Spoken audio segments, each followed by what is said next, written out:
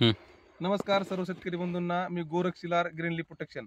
आज आपण आलेलो आहेत गिरगाव येथील शेतकरी श्री बापूराव मामा झिंबरे यांच्या हळदीच्या प्लॉटवर.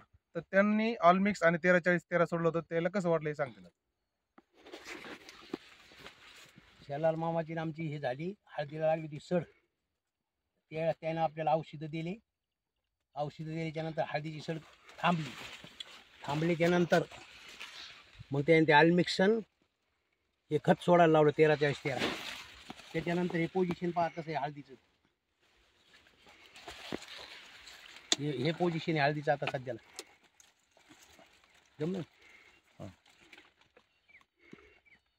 तर जे समजा ऑलमिक्स आणि 13-40-13 तुम्ही सोडलेले, हो तर तुमचे जे हळदीचे फुटवे आणि हळदीचं जे ग्रीनरी समजा हिरवेगारपणा आहे, हो. ते कसं वाटेल तुम्हाला बाकीच्या शेतकऱ्याची एकदम हळद clear बघता? वाटेल, एकदम क्लिअर.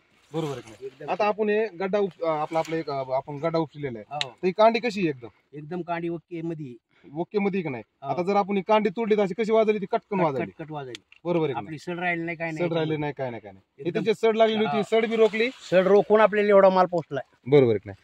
की जसं आता समजा तुम्ही बाकीच्या शेतकऱ्याला काय सांगाल की बाबा ऑलमिक्स 13-40-13 असेल किंवा आणखी गोष्टी असेल तर तुम्ही समाधानी आहेत का? हो समाधानीच नाही त्यामध्ये.